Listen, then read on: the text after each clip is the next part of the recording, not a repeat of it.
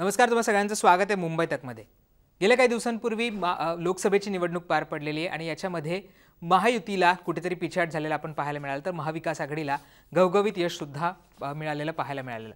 आता हाच ट्रेंड विधानसभेला खरं तर राहील का, हा सगळा प्रश्न आहे आणि या संदर्भातच सकाळ माध्यम समूहाकडनं काही सर्वे करण्यात आले आहेत। याच्यामध्ये विधानसभेला महाराष्ट्रामध्ये कसं चित्र राहील, कोणाचं पारडं जड राहील याच्या संदर्भातला आढावा घेतलेला आणि त्याचबरोबर विभागनायक कोणाचं बलाबल राहील, कुठल्या पक्षाला किती जागा मिळू शकतात याच्या संदर्भातला सर्वे सुद्धा करण्यात आलेला आहे। एक प्रकारे ओपिनियन पोल हा करण्यात आलेला आहे आणि याच्यामधनं अनेक धक्कादायक आकडे सुद्धा समोर आलेले। त्यामुळे लोकसभेला जो ट्रेंड दिसला तोच ट्रेंड विधानसभेला राहील का या संदर्भातले सगळे अपडेट्स या व्हिडिओच्या माध्यमातून आपण घेणार आहोत। सुरुवात करूयात आपण बघितलं तर एकूण म्हणजे 288 मतदारसंघामध्ये कसं चित्र राहील याच्यापासून। 288 मतदारसंघाचा विचार केला तर त्याच्यामध्ये महाविकास आघाडीला 152 जागा मिळतील असं सकाळच्या सर्व्हेमध्ये म्हटलं गेलेलं आहे, तर महायुतीला 136 जागा मिळतील असं सुद्धा याच्यामध्ये सांगितण्यात आलेलं आहे। त्याच्या या अर्थाने आपण बघितलं तर लोकसभेमध्ये जो ट्रेंड राहिलेला आहे तोच ट्रेंड आपण बघतो की विधानसभेला सुद्धा कायम राहील असं सध्या तरी या सगळ्या चित्रामधनं या आकड्यांमधनं आपल्याला दिसतंय। आता आपण पक्षनिहाय कसं बलाबल राहील, कोणाला किती जागा मिळतील याचा सुद्धा अंदाज घेऊयात। आपण जर विचार केला तर याच्यामध्ये भाजपला 95 जागा मिळतील असं म्हणण्यात आलेलं आहे या सर्वेमध्ये। काँग्रेसला 67 जागा मिळतील, काँग्रेस हा महाविकास आघाडीमध्ये मोठा पक्ष राहील। राष्ट्रवादी काँग्रेस पवार गटाला 41 जागा, शिवसेना ठाकरे गटाला 31 जागा मिळतील असं सुद्धा याच्यामध्ये आपण बघतोय की सांगण्यात आलेलं आहे। अर्थात महायुतीमध्ये सुद्धा भाजप हा मोठाच पक्ष असलेला आपल्याला पाहायला मिळतं। दुसरीकडे आपण जर शिवसेनेचा विचार केला तर शिवसेना एकनाथ शिंदेंची शिवसेना त्याला 27 जागा मिळतील असं या सर्वेमध्ये म्हणण्यात आलेलं आहे। राष्ट्रवादी काँग्रेस अजित पवारांची त्याला 18 जागा आणि अपक्ष हे 9 जागांवर निवडून येतील असं या सर्वेमध्ये म्हणण्यात आलेलं आहे। अर्थात याच्यामध्ये भाजप हा सर्वात मोठा पक्ष राहील तर दुसऱ्या क्रमांकाला काँग्रेस राहणार आहे। अर्थात मवियाचं जरी त्याला सर्वात जास्त जागा असल्या तरी सुद्धा राज्यामध्ये भाजप हाच मोठा पक्ष राहील असं या सर्वेमध्ये म्हणण्यात आलेलं आहे। आता आपण विभागवार कशी याची रचना असेल, विभागवार कोणाला किती जागा मिळतील याचा सुद्धा आढावा घेऊयात। आपण आता सुरुवात करूयात पश्चिम महाराष्ट्रापासून। पश्चिम महाराष्ट्रामध्ये नेमकं कसं बलाबल असेल हे सुद्धा आपण बघूयात। पश्चिम महाराष्ट्राचा आपण विचार केला तर मवियाला 42 जागा मिळतील पश्चिम महाराष्ट्रामध्ये, तर महायुतीला 28 जागा मिळतील असं या सर्वेमध्ये म्हणण्यात आलेलं आहे। पश्चिम महाराष्ट्रामध्ये भाजपला 14 जागा, काँग्रेसला 15 जागा, राष्ट्रवादी पवार गटाला 22 तर शिवसेना ठाकरे गटाला 3 जागा मिळालेल्या आपल्याला इथं बघायला मिळतंय। राष्ट्रवादी पवार गट हे इथे 22 जागांमध्ये मोठा असल्याचं आपल्याला पाहायला मिळतोय।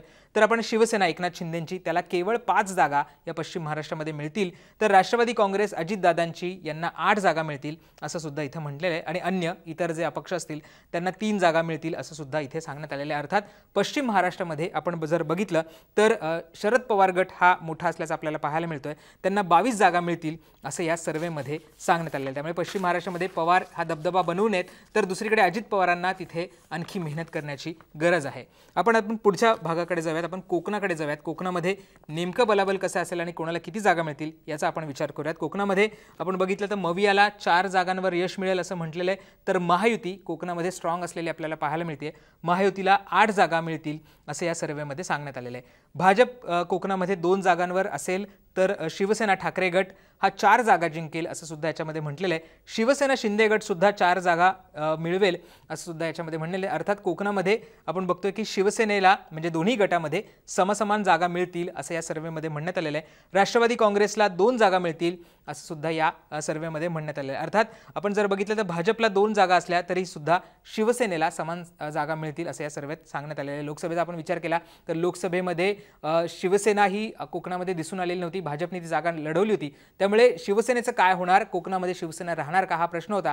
कारण आपण बघितलं तर उद्धव ठाकरेंकडनं जरी तिथे त्यांचा उमेदवार असला तरी तो निवडून येऊ शकला नाहीये। तर दुसरीकडे आपण जर रायगडचा विचार केला तर रायगडमध्ये सुद्धा उद्धव ठाकरेंना यश मिळू शकलं नाही, शिवसेनेला यश मिळू शकलं नाही। तर लोकसभेला तरी शिवसेना ही कोकणामध्ये दिसली नाही, परंतु विधानसभेला आपण बघतोय की इथे समसमान जागा या दोन्ही पक्षाला मिळतील असं या सर्वेमध्ये म्हणण्यात आलेलं आहे। आपण पुढच्या विभागाकडे जाऊयात। पुढचा विभाग आहे उत्तर महाराष्ट्र। उत्तर महाराष्ट्रामध्ये कसं चित्र असेल हे सुद्धा समजून घेणं तितकंच महत्त्वाचं आहे। उत्तर महाराष्ट्र हा महत्त्वाचा प्रदेश आहे, तिथे मवियाला 24 जागा मिळतील असं या सर्वेमध्ये म्हणण्यात आलेलं आहे, तर महायुतीला 10 जागा मिळतील इथं सांगण्यात आलेलं आहे। त्याच्यामध्ये भाजप 16 जागांवर असेल, 16 जागांवर तो आघाडीवर असेल, काँग्रेसला 6 जागा मिळतील, राष्ट्रवादी पवार गटाला 5 जागा मिळतील, असं खरं तर आपण बघतो की उत्तर महाराष्ट्रातलं चित्र आहे. तर दुसरीकडे शिवसेनेचा आपण जर विचार केला, शिवसेना ठाकरे गटाला उत्तर महाराष्ट्रामध्ये 4 जागा मिळतील, शिवसेनेला एकनाथ शिंदेंच्या शिवसेनेला 2, तर राष्ट्रवादी काँग्रेसला केवळ 1 जागा मिळेल उत्तर महाराष्ट्रामध्ये,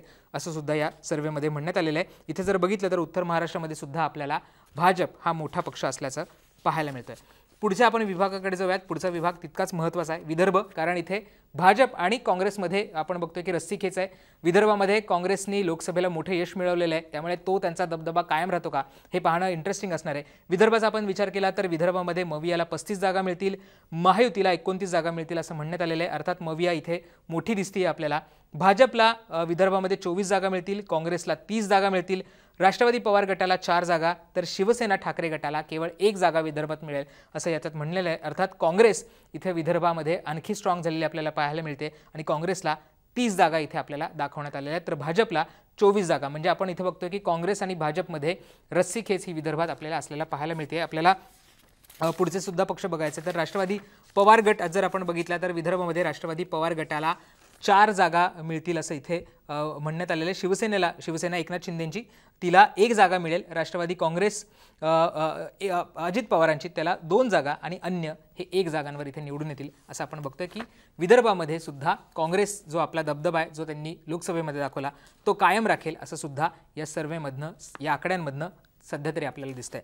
पुढचा इंटरेस्टिंग मतदारसंघ आहे तो म्हणजे मराठवाडा. मराठवाडा मनोज जरांगे पाटील यांच्या आंदोलनामुळे चर्चेत राहिलेला आहे. ओबीसी विरुद्ध मराठा समाज असा काहीसा वाद आपण लोकसभेला इथे पेटलेला पाहायला मिळाला. त्यामुळे मराठवाड्यामध्ये नेमकं काय चित्र असू शकतं हे पाहणं इंटरेस्टिंग आहे. मराठवाड्यामध्ये मवियाला 26 जागा मिळतील असं म्हणण्यात आलेलं आहे, तर महायुतीला 21 जागा मराठवाड्यामध्ये मिळतील. त्याच्यामध्ये भाजपला 13 जागा मिळतील, काँग्रेसला 11 जागा, राष्ट्रवादी पवार गटाला 6 जागा, तर शिवसेना ठाकरे गटाला 8 जागा मिळतील असं इथं सांगण्यात आलेलं आहे. जरी मनोज जरांगे पाटील यांचं आंदोलन असलं, मराठा आंदोलन असतं, ते सातत्याने फडणवीसांवर टीका करत असले तरी सुद्धा मराठवाड्यामध्ये 13 जागा मिळवून भाजप आपल्याला इथे मोठा पक्ष असल्याचं पाहायला मिळतोय. एका अर्थाने हे चित्र आता खरं तर रिझल्टमध्ये राहता काही पाहणं इंटरेस्टिंग असणार आहे, परंतु सर्वेमध्ये तरी मराठवाड्यामध्ये आपण भाजप ही स्ट्रॉंग असल्याचे पाहायला मिळते. त्यामुळे मराठवाड्याचा आपण विचार करतोय. त्याच्यामध्ये राष्ट्रवादी पवार गटाचा आपण विचार करूयात. राष्ट्रवादी पवार गटाला मराठवाड्यामध्ये 6 जागा मिळतील असं सुद्धा या सर्व्हेमध्ये सांगण्यात आलेलं आहे. मराठवाडामध्ये आपण बघितलं तर बजरंग सोनवणे हे बीडमधनं निवडून आले होते, त्यांना मोठं मताधिक्य मिळालं होतं. पवारांचे अनेक तिथनं जे खासदार आहेत ते निवडून आले होते, तिथे महाविकास आघाडीला चांगलं यश मिळालं होतं, परंतु आपण बघतोय की भाजप इथे पुन्हा एकदा स्ट्रॉंग होताना आपल्याला दिसतोय आणि 13 जागा भाजप ह्या मराठवाड्यामध्ये मिळतोय. शिवसेना ठाकरे गटाचा आपण विचार केला तर शिवसेना ठाकरे गटाला 8 जागा आपल्याला मराठवाड्यामध्ये मिळालेल्या पाहायला मिळतात. शिवसेना म्हणजे एकनाथ शिंदेंची शिवसेना तिला मराठवाड्यामध्ये 5 जागा मिळतील असं सुद्धा या सर्व्हेमध्ये म्हणण्यात आलेलं आहे. तर राष्ट्रवादी अजित पवारांचा जो पक्ष आहे, राष्ट्रवादी अजित पवारांचा पक्ष, त्यांना 3 जागा इथे आपल्याला दिसत आहेत, तर अन्य म्हणजे एखादा जो अपक्ष उमेदवार असेल किंवा इतर छोटे मोठे पक्ष असतील त्यांची 1 जागा ही मराठवाड्यामध्ये निवडून येईल असं सुद्धा याच्यामध्ये दिसतंय. अर्थात मविया जरी मराठवाड्यामध्ये स्ट्रॉंग असली तरी सुद्धा भाजपच या ठिकाणी आपल्याला मोठा पक्ष असल्याचं मराठवाड्यामध्ये दिसते. आणि अगदी शेवटी आपण आता मुंबईकडे येऊयात, MMR रिजनकडे येऊयात. तो महत्त्वाचा राहिलेला आहे कारण शिवसेना वर्सेस शिवसेना इथे फाईट मोठ्या प्रमाणावर झालेली आहे आणि विधानसभेला सुद्धा तसंच चित्र असेल का हे पाहणं इंटरेस्टिंग असणार आहे. आपण जर मुंबईचा विचार केला तर मुंबईमध्ये मवियाला 21 जागा मिळतील, तर महायुती 40 जागांवर विजय मिळवेल असं या सर्व्हेमध्ये म्हणण्यात आलेलं आहे. महायुतीला मोठ्या प्रमाणावर जागा या मुंबईमध्ये मिळतील. भाजप अर्थात पुन्हा एकदा मोठा पक्ष मुंबईमध्ये राहील, भाजपला 26 जागा मुंबईमध्ये मिळतील, काँग्रेसला केवळ 5 जागा मुंबईमध्ये मिळतील. मुंबई म्हणजे MMR रिजन आपण म्हणतोय. त्याचबरोबर राष्ट्रवादी पवार गटाला 4 जागा मिळतील असं म्हणण्यात आलेलं आहे. शिवसेना ठाकरे गटाला इथे 11 जागा मिळतील असं सुद्धा या सर्व्हेमध्ये म्हणण्यात आलेलं आहे. अर्थात एक प्रकारे भाजपच हा मुंबईमध्ये सुद्धा मोठा असल्याचं आपल्याला पाहायला मिळतोय. शिवसेना एकनाथ शिंदेंची शिवसेना त्याला 10 जागा मिळतील असं या सर्व्हेत आहे, तर राष्ट्रवादी काँग्रेस अजित पवारांना 2 जागा मिळतील असं याच्यामध्ये म्हणण्यात आलेलं आहे. अन्य जे छोटे मोठे पक्ष आहेत आणि अपक्ष आहेत त्या 3 जागा निवडून येतील असं सुद्धा या सर्व्हेमध्ये म्हणण्यात आलेलं आहे. अर्थात मुंबईमध्ये महायुती ही आपल्याला मजबूत असल्याची पाहायला मिळते. एक प्रकारे उद्धव ठाकरे असतील किंवा मविया असेल याला मुंबईमध्ये ह्या विधानसभेच्या निवडणुकांमध्ये धक्का बसू शकतो असं सुद्धा या सर्व्हेच्या माध्यमातून समोर येते. त्यामुळे सकाळ माध्यम समूहाने हे सगळे सर्व्हे केले होते आणि त्याच्यामध्ये विधानसभेला नेमकं कसं चित्र असू शकेल या संदर्भातला अंदाज त्यांनी घेतला होता. विधानसभेला मविया जरी स्ट्रॉंग असलेली आपल्याला पाहायला मिळेल तरी सुद्धा भाजप हाच महाराष्ट्रामध्ये विधानसभेला सुद्धा मोठा पक्ष असेल असं सुद्धा या सर्व्हेमधनं आता समोर येतं आहे. तुम्हाला या आकड्यांबद्दल काय वाटतं, या सर्व्हेबद्दल काय वाटतं आणि महाराष्ट्रामध्ये येणाऱ्या विधानसभेमध्ये कोणाचं सरकार येईल याच्याबद्दल काय वाटतं हे आम्हाला कमेंट करून सांगायला विसरू नका.